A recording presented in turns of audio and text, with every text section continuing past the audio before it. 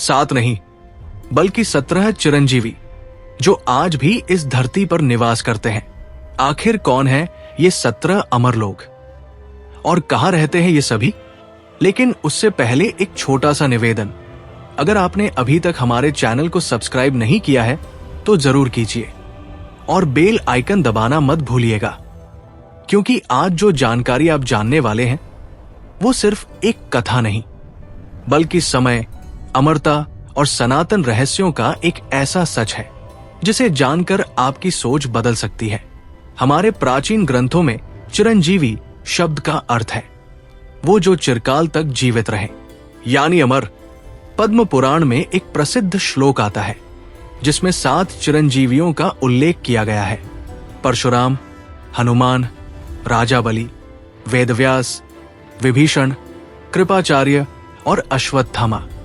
हजारों लाखों साल पहले जन्म लेने वाले ये महान पात्र आज भी जीवित माने जाते हैं और इनके अस्तित्व के प्रमाण हमारे कई ग्रंथों और महाकाव्यों में मिलते हैं।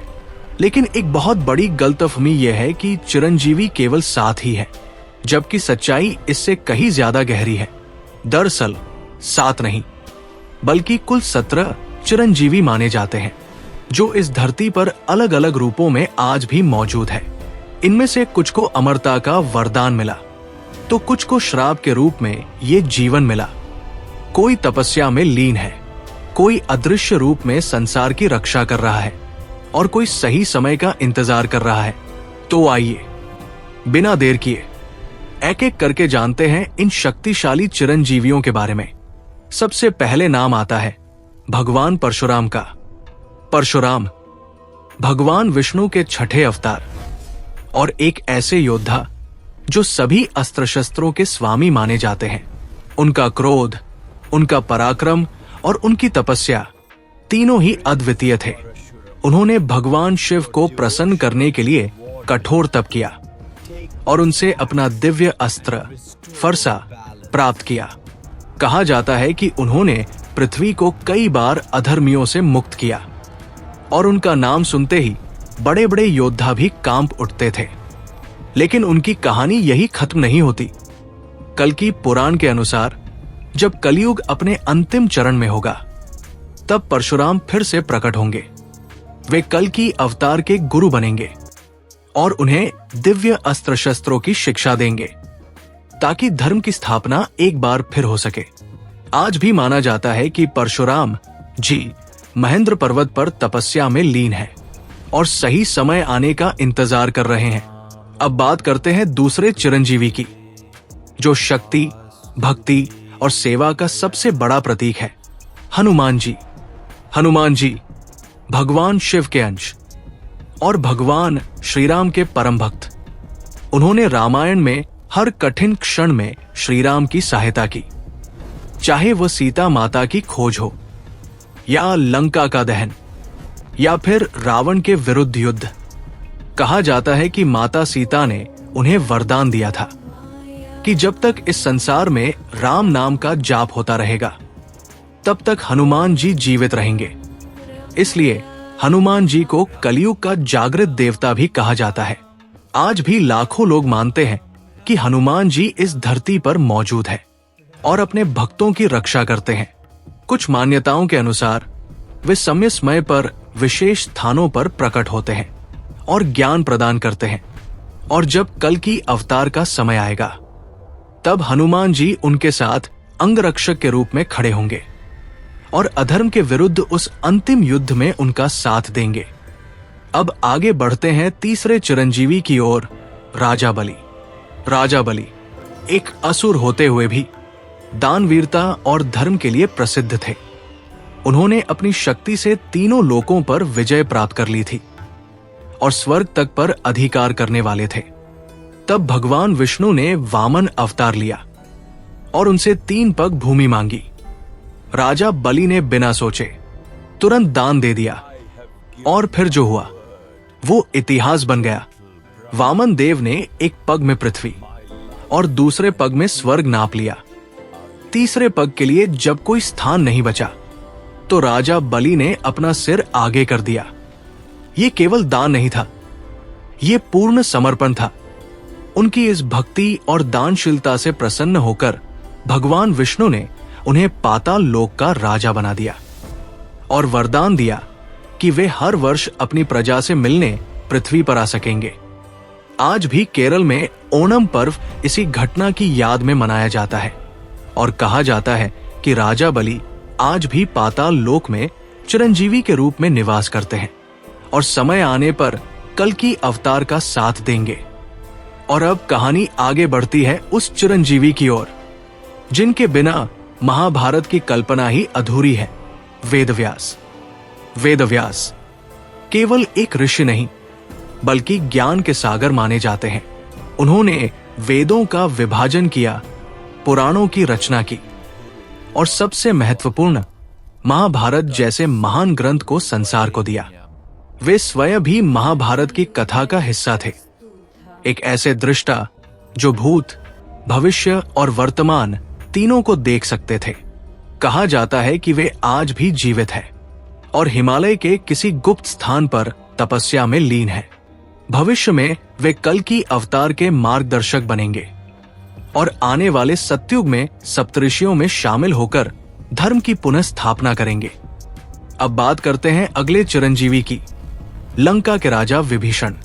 विभीषण रावण के भाई, लेकिन स्वभाव से धर्मपरायण। उन्होंने अधर्म का साथ देने से इनकार किया और भगवान श्री राम का साथ दिया। उन्होंने रावण की कमजोरियों को उजागर किया और लंका विजय में महत्वपूर्ण भूमिका निभाई। उनकी इस निष्ठा से प्रसन्न होकर श्री राम ने उन्हें अमरता का वरदान दिया। कहा जाता है कि विभीषण आज भी जीवित है और लंका की रक्षा करते हैं। समय आने पर वे भी कल्कि अवतार का साथ देंगे। अब आते हैं कृपाचार्य पर। कृपाचार्य महाभारत के उन दुर्लभ पात्रों में से एक है जो पूरे युद्ध के बाद भी जीवित बचे रहे। वे कौरवों और पांडवों दोनों के गुरु थे और अपने निष्पक्ष स्वभाव के लिए जाने जाते थे। उनका जन्म भी असाधारण था और उनका ज्ञान अतुलनीय।